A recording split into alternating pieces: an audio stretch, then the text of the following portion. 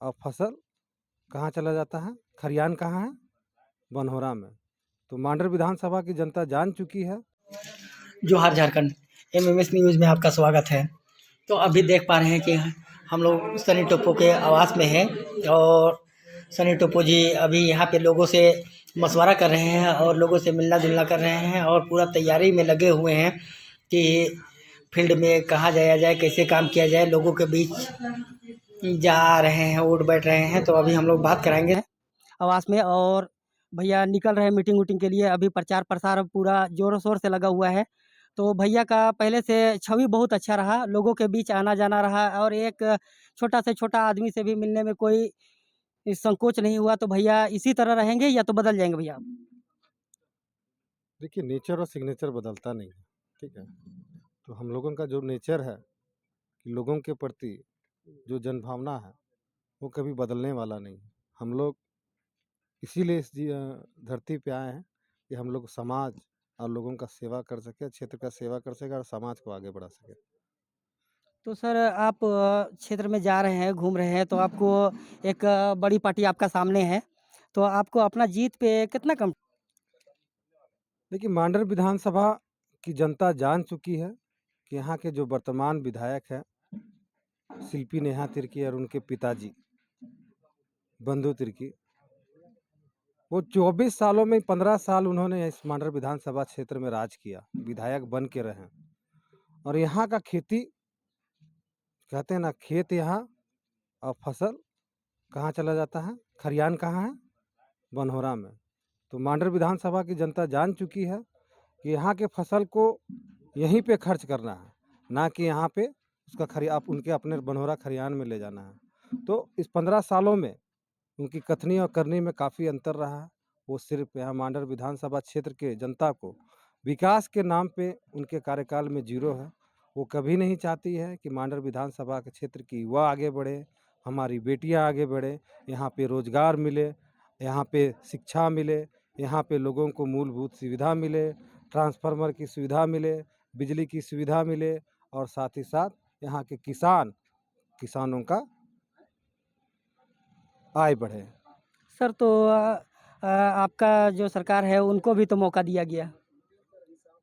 देखिए, इस 24 सालों में 5 साल यहाँ भारतीय जनता पार्टी की सरकार रही और डबल इंजन की सरकार रही। इस मांडर विधानसभा में 5 साल हमारे पूर्व विधायक आदरणीय दीदी गंगोत्री कुजूर रही। उनके कार्यकाल में देखिएगा, डबल इंजन की जब सरकार थी, उस समय ना जाने कितने जन कल्याणकारी काम हुए। आज भी देखिए, मांडर विधानसभा क्षेत्र में बंधु जी के कार्यकाल में एक भी कोल्ड स्टोर नहीं बना, लेकिन उनके भारतीय जनता पार्टी के कार्यकाल में यहाँ पे बूढ़ा खुखरा के पास देखिएगा कोल्ड स्टोर हम लोगों ने शिलान्यास किया और वो अभी बन के कंप्लीट भी नहीं हुआ, क्योंकि यहाँ की जो गठबंधन की सरकार है, यहाँ की बाप बेटी की जो सरकार है मांडर विधानसभा में, वो आज तक उसको पूरा करने का भी नहीं काम किया है। अच्छा, तो सर अंतिम सवाल आपसे ये है कि मतलब मांडर विधानसभा जो देखा गया है ये एक बहुत बड़ा विधानसभा है। तो इसमें जनता के लिए वैसा तो कुछ हुआ नहीं, क्या होना चाहिए जनता के लिए यहाँ पे? देखिए, सबसे पहला बात, मांडर विधानसभा क्षेत्र झारखंड की राजधानी के अंदर में आता है और राजधानी होने के बाद भी अभी तक यहाँ के लोगों को ये अनुभव नहीं होता है कि हम लोग राजधानी में हैं। इसका सिर्फ और एक सिर्फ कारण है कि बाप और बेटी ने इस मांडर विधानसभा क्षेत्र को कभी आगे बढ़ने ही नहीं दिया। आज भी यहाँ पे लापुंग चले जाइएगा तो किसी भी प्रकार का कोई डिग्री कॉलेज नहीं है, चान्हो में डिग्री कॉलेज नहीं है, इटकी में डिग्री कॉलेज नहीं है। अब बेड़ो और मांडर में डिग्री कॉलेज है, लेकिन वहाँ भी अभी टेक्निकल शिक्षाओं की कोई पढ़ाई नहीं होती है, बीएड सर कॉलेज मांडर नहीं है। मांडर क्षेत्र में देखा गया है कि शिक्षा लेवल अगर देखा जाए तो मांडर ये क्षेत्र में एकदम नीचे लेवल पे है, तो इसको आप क्या बोलिएगा? देखिए, इसका सिर्फ एक ही कारण है, इतना नीचे स्तर गिर जाना। बाप बेटी की सरकार ने यहाँ पे राज किया और यहाँ के लोगों को कभी बढ़ने का भी ऊपर नहीं दिया, क्योंकि वो जानते हैं कि हम लोगों के मांडर विधानसभा के लोगों को धोती साड़ी और मांदर से ठगते रहिए और अपना भंडार को भरते रहिए। तो सर आप अभी लोगों के बीच जा रहे हैं, तो किस तरह से लोगों का आप अपने ओर आकर्षित कर रहे हैं? देखिए, सबसे पहला बात तो यहाँ की जो मुद्दाएँ हैं, विकास की मुद्दाएँ हैं, चाहे यहाँ पे पलायन हो। देखिएगा, मांडर विधानसभा क्षेत्र में भी धान कटनी होगा, गाँव का गाँव खाली हो जाता है। हम कुछ दिन पहले आप लोग देखिएगा कि प्रभात खबर में चल रहा था कि गुड़गुड़ जाड़ी गांव में हर घर में ताला लगा हुआ।